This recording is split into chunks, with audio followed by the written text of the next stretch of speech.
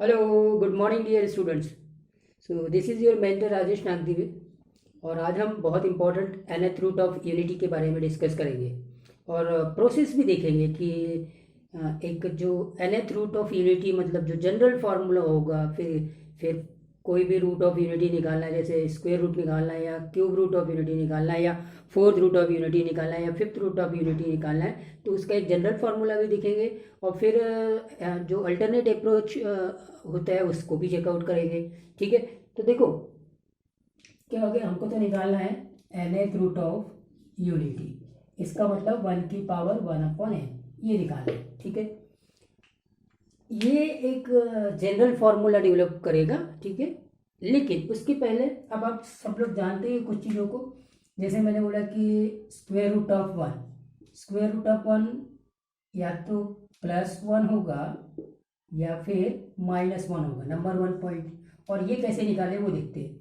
देखिए हमने क्या कर लिया था, सिंपली x इक्वल टू लिया √1, तो यहाँ से मिला। ठीक है, ये 2 लिखने की यहाँ जरूरत नहीं होती है, तो ये हो जाएगा x² इक्वल टू 1 और ये हो जाएगा x² -1 इक्वल टू 0 और x-1 और x+1 इक्वल टू 0। तो x इक्वल टू 1 या फिर x इक्वल टू -1।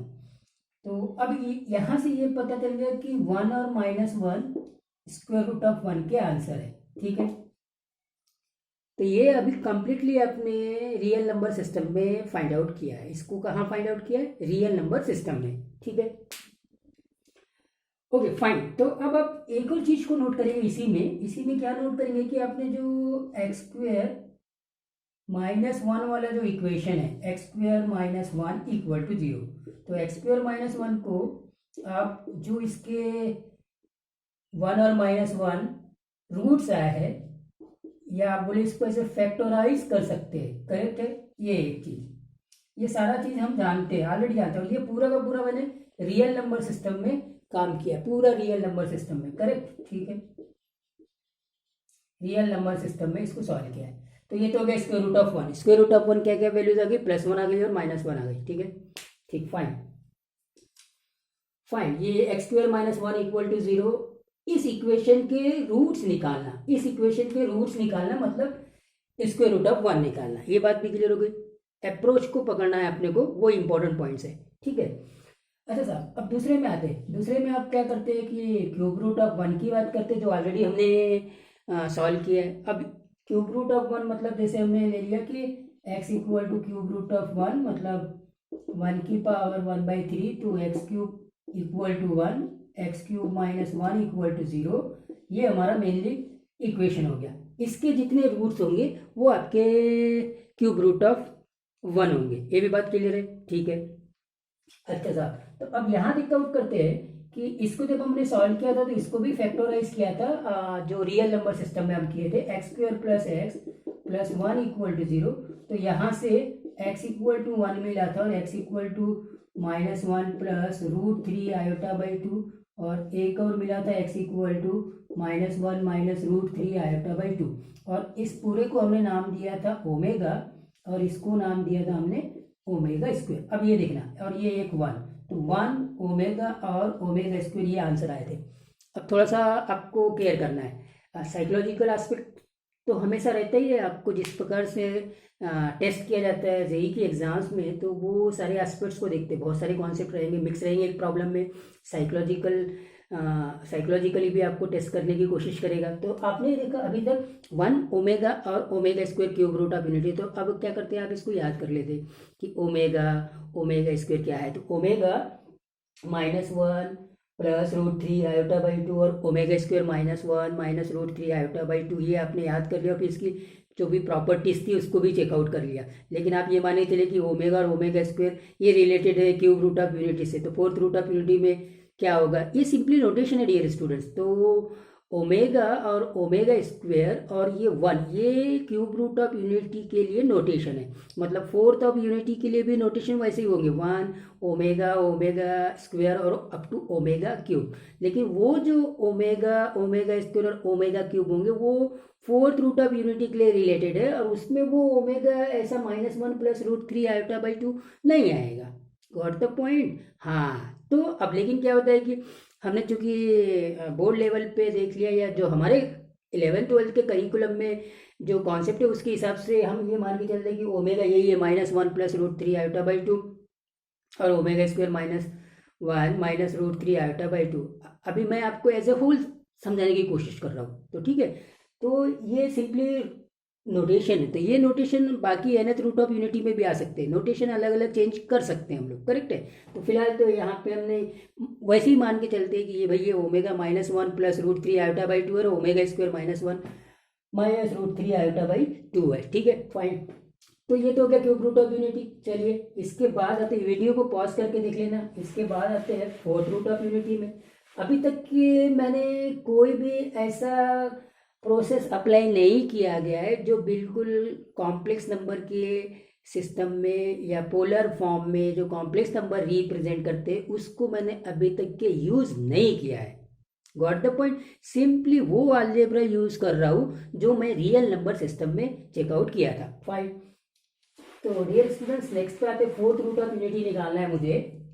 जैसे ये फोर्थ रूट ऑफ यूनिटी, इसको निकालना है, मतलब की पावर 1/4 ये निकालना है, मतलब x = 1/4 x4 = 1 x4 - 1 = 0। मतलब इसका मतलब इस इक्वेशन के 4 रूट्स होंगे और वो ईच रूट जो है वो फोर्थ रूट ऑफ यूनिटीज होंगे, करेक्ट है कि नहीं। हाँ, तो इसको अभी सॉल्व करने का सिस्टम भी आपका आसान है। उसका क्या करते हैं आप, x4 को x² लिख देते, का स्क्वायर -1 का स्क्वायर = 0। तो यहाँ से दो बातें होगी, x² - 1 = 0 और x² + 1 = 0। यहाँ से दो बातें होगी, x = +1 x = -1, और यहाँ पे आप लिख सकते हैं x² - i² = 0, क्योंकि -i² ये +1 होता है। रिप्लेस करने की टेक्निक आपको पहले भी बता चुका हूँ मैं, करेक्ट, फाइन। तो अब यहाँ से फिर से दो बातें होगी, x + i = 0 x - i = 0, मतलब x = i और x = -i। तो x = i, x = -i, x = -1, x = 1। These are the four roots of this equation, x4 - 1 = 0. Therefore fourth root of unities are 1 -1 +i -i, mind it, correct है। तो fourth root of unities में आपने अभी ये देख लिया, 1 आता है, i आता है, -i आता है और -1 आता है। ये हो गया फोर्थ रूट ऑफ यूनिटी, ठीक है। क्यूब रूट ऑफ यूनिटी में आपने चेकआउट कर लिया already. Cube root of unity क्या क्या आता था, वहाँ आपने उस चीज़ को ऑलरेडी चेकआउट किया है। क्यूब रूट ऑफ यूनिटी में 1 ओमेगा स्क्वायर, करेक्ट है कि नहीं, जिसमें ऑलरेडी ओमेगा आपको पता होता है -1 +√3 i/2 और ओमेगा स्क्वायर होता है -1 -√3 i/2, ठीक। ये सारी चीज़ों को आपने चेकआउट कर लिया। तो अब फोर्थ रूट तक के तो आपने कैलकुलेशन कर लिया, फिफ्थ रूट करना है, सिक्स रूट करना है, सेवन्थ रूट करना है। तो इस सब को बहुत आसानी से आप कर सकते हैं nth रूट ऑफ यूनिटी। और अभी तक के जो भी आपने अप्रोच लगाया है, जो अप्रोच लगाया है उसको ध्यान रखना, वो सारा approach simply real number system में इक्वेशन को सॉल्व करने के लिए जो हम फैक्टराइजेशन मेथड लगाते हैं, बस फैक्टराइजेशन का अप्रोच मैंने यहाँ पे लगा दिया, करेक्ट है, ठीक है सर, फाइन, ठीक। अब आते हैं nth रूट ऑफ यूनिटी में, चेकआउट करेंगे, ठीक है। यही चीज वापस से निकल जाएगी उस जनरल फार्मूले से।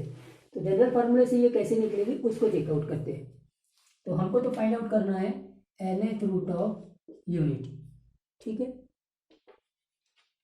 nth root of unity. तो इसको अगर आप फाइंड आउट करेंगे तो अब दैट इज 1/(n). तो ठीक है सब। अब अप्रोच देखना, तो ये तो हो जाएगा x की पावर, हमने ले लिया n -1 = 0। आप इसको ऐसे ही बोल सकते हैं, इसको मैंने x ले लिया, 1 की पावर 1/n है ना। तो यहाँ से आ जाएगा x की पावर n -1 = 0। मतलब इस इक्वेशन के जितने रूट्स होंगे वो सब के सब nth रूट ऑफ यूनिटी होंगे। अब कैसे सॉल्व करोगे, अब आप कैसे फैक्टराइज करोगे, करेक्ट। तो इसका मतलब अब इसमें हमको दूसरा अप्रोच लगाना है। तो अब हम polar form of complex number के अप्रोच से इसको सॉल्व करने की कोशिश करेंगे, बस ये बात। तो देखो क्या होता है, 1 को आप अगर देखेंगे तो 1 को मैं पोलर फॉर्म के हिसाब से cos 0 plus i sine zero लिख सकता हूँ, ठीक है। Cos zero plus i sine zero ये लिखा जा सकता है। कॉस जीरो वन होता है, साइन जीरो जीरो हो जाता है, ठीक है। अब ये polar form of complex number में आ गया। तो यहाँ से एक बात क्लियर हो जाती है कि इसका मतलब जीरो जो है वो इसका आर्गूमेंट है, ठीक है। जीरो इसका आर्गूमेंट है, लेकिन आर्गूमेंट क्या होता है? आर्गूमेंट एक मल्टी वैल्यूड फंक्शन है ना। अगर इसमें वापस से मैं एक 2 पाई जोड़ दूँ तो वापस उसी पोजीशन में आऊँगा, दूसरा और 2 पाई मतलब 2 राउंड लगा दूँ तो वापस वही पोजीशन में आ जाऊँगा। तो इसी को मैं ऐसे भी लिख सकता हूँ कि cos 2n pi plus zero plus i sine 2n pi plus zero. अब क्या होता है ना, बहुत सारे स्टूडेंट्स, अब जब हम यहाँ unit cube root of unity या nth रूट ऑफ यूनिटी का डिस्कशन कर रहे हैं तो क्या होगा, लेकिन जब जनरल आप करे थे कि थीटा अगर आर्गूमेंट ऑफ जेड है तो 2n पाई प्लस थीटा भी आर्गूमेंट ऑफ जेड होगा where n belongs to integers, ऐसे हमने बोला था, करेक्ट है कि नहीं। तो चूंकि यहाँ पे मैंने रूट ऑफ यूनिटी निकालना है जिसमें n वापस से आना है, तो मैं थोड़ा सा इसका नोटेशन चेंज कर देता हूँ और इसको 2k पाई लिख देता हूँ, 2k पाई, करेक्ट है।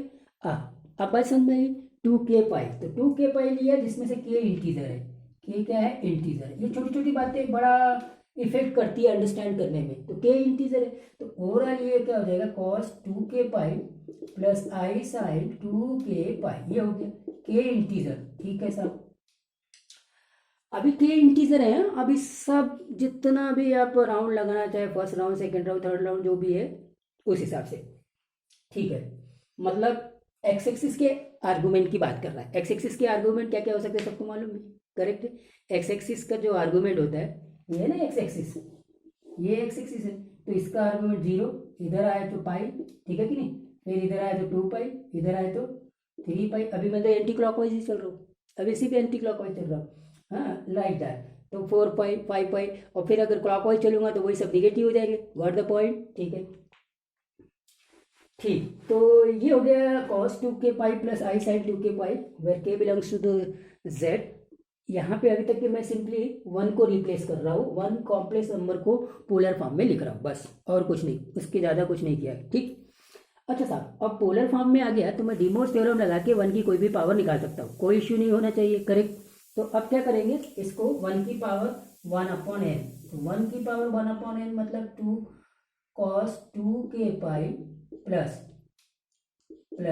आई साइन 2k पाई और इसकी पावर 1/n, ठीक है। अब यहाँ पे k को रिस्ट्रिक्ट करना पड़ेगा, k को रिस्ट्रिक्ट करना पड़ेगा, क्योंकि अगर nth रूट ऑफ यूनिटी निकाले तो टोटल रूट्स जो होंगे वो n होंगे, टोटल रूट्स n होंगे ना। अभी यहाँ पे बात सिर्फ जनरल की चल रही थी, k इंटीजर, करेक्ट है कि नहीं। अब आप nth रूट ऑफ यूनिटी निकाल रहे तो आंसर भी तो n ही होंगे। तो यहाँ पे जब आप ऐसे कर लेते हैं तो k को रिस्ट्रिक्ट करना पड़ेगा। तो पहले मैं क्या करता हूँ, डिमोर्स थ्योरम लगा देता हूँ, तो 1 की पावर 1/n, तो cos 2k pi by n plus i sine 2k pi by n, where n क्या होगा, where k is ranging from 0 1 2 3 up to the n-1। तो k की वैल्यू 0 से स्टार्ट कर रहे हैं और n-1 तक जा रहे हैं, मतलब k को हम डिफरेंट n वैल्यूज दे रहे हैं, डिफरेंट n वैल्यूज दे रहे हैं, 0 से स्टार्ट किए n-1 तक गए, करेक्ट, ओके फाइन। तो अब ये वाली बात समझ में आ गई थी, ये इंटीजर और फिर ये रिस्ट्रिक्शन क्यों किया है, और अब हम nth रूट ऑफ यूनिटी में आ गए, डी मोर्स थ्योरम भी लगा दिया है, ठीक है, फाइन, ओके। अब इसके बाद आता है इंपॉर्टेंट पॉइंट्स, ठीक है। इसमें k की डिफरेंट डिफरेंट वैल्यूज दे दीजिए आप और nth रूट ऑफ यूनिटी निकाल लीजिए। चलिए, तो k की डिफरेंट डिफरेंट वैल्यूज दे रहा हूँ, तो जब मैंने k को 0 किया तब जो रूट्स आएगा वो आएगा cos 0 plus i sign 0। cos 0 कितना होता है, 0, cos 0 1, साइन 0 कितना होता है, 0, तो इसका आंसर तो आ गया 1, ठीक है। जब मैंने k को 1 दिया, ये इंपॉर्टेंट है, इसको पकड़ के रखना, जनरल चीज फिर याद रखने के लिए, ये हो जाएगा cos, k को 1 दे दिया तो 2 पाई बाई n, यहाँ पे भी बाई n था, यहाँ पे भी बाई n था, ठीक है, लेकिन k को 0 देने से वो पूरा जीरो हो गया था, करेक्ट। के को जीरो देने से वो पूरा जीरो हो गया था, ठीक है। तो 2π/n plus i sine 2π/n ये हो गया। अब के को अगर मैं 2 देता हूँ तो कॉस, अभी क्या करना है, के को 2 दिया तो 4π हो जाएगा, 4π/n plus i sign 4π/n। के को मैं इसी प्रकार से आगे बढ़ाते हुए, चलिए के को 3 भी दे देता हूँ, 3 दिया तो cos 6π/n plus i sign 6π/n, और ऐसे ही यहाँ आ जाइए तो के को मैंने n-1 दिया तो ये हो जाएगा cos n-1 2π/n plus i sign n-1 2π/n।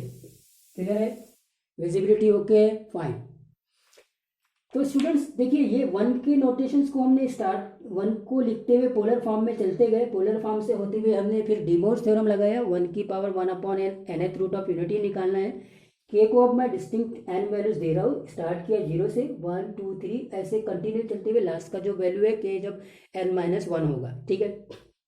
तो ये देखिए, अब इसमें भी मेरे को कुछ पैटर्न दिखाई दे रहा है। अगर पैटर्न दिखाई दे रहा है तो आप समझ जाइए कि देखो ये cos 2π/n plus i sine 2π/n, ये एक फंडामेंटल दिख रहा है।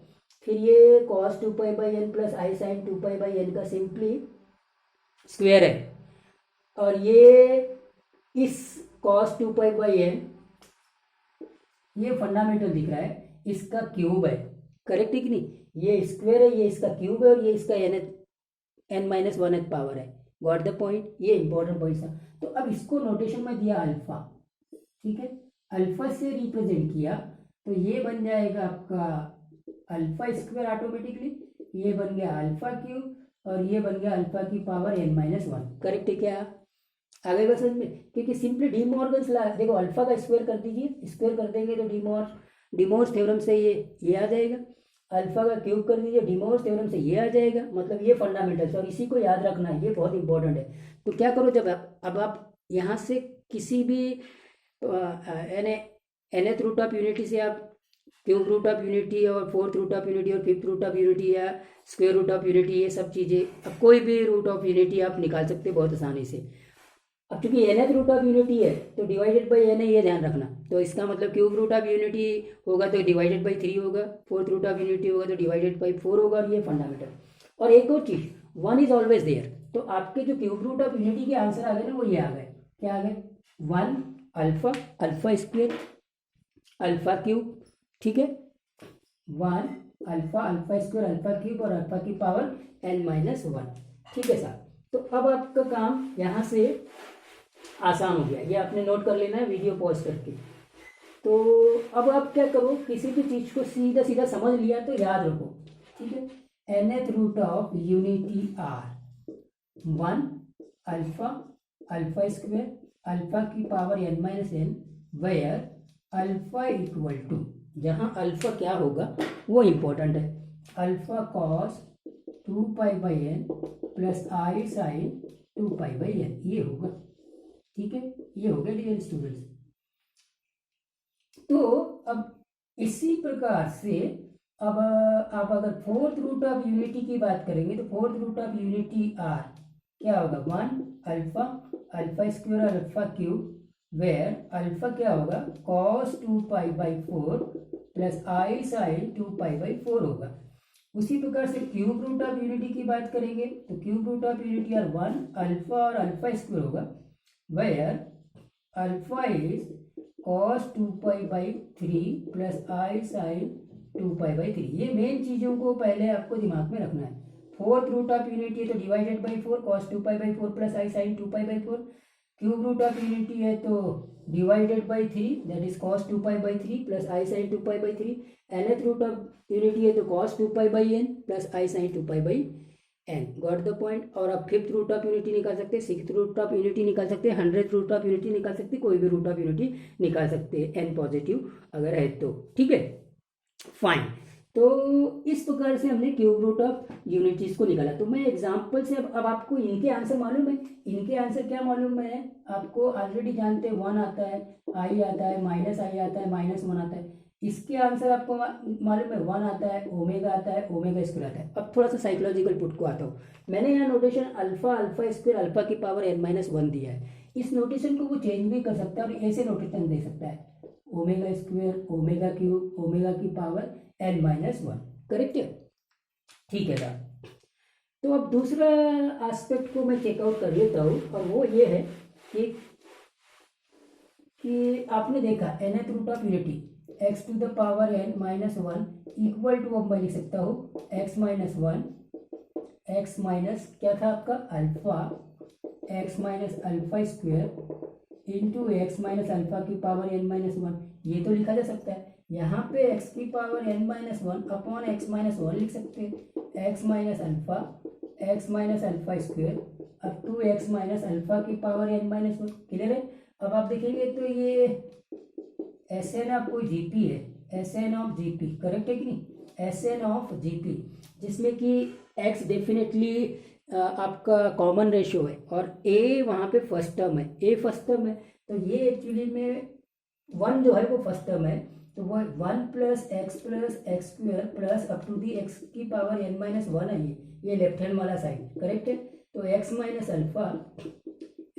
Alpha square like that x minus alpha की पावर n-1। अभी ये सिंपली रूट्स थे और ये रूट्स अगर कॉम्प्लेक्स नंबर है तो इसको मैं ऐसे भी लिख सकता हूँ, x minus z1 x minus z2 और x माइनस z ये क्या था zn-1 लिख सकता हूँ, ऐसे लिख सकता हूँ मैं। करेक्ट है? मैंने क्या सिंपली इस अल्फा स्क्वायर और अल्फा की पावर n-1 जो कि ऑलरेडी कॉम्प्लेक्स नंबर में है, तो उनको मैंने एक नाम दे दिया z1 z2 और zn-1।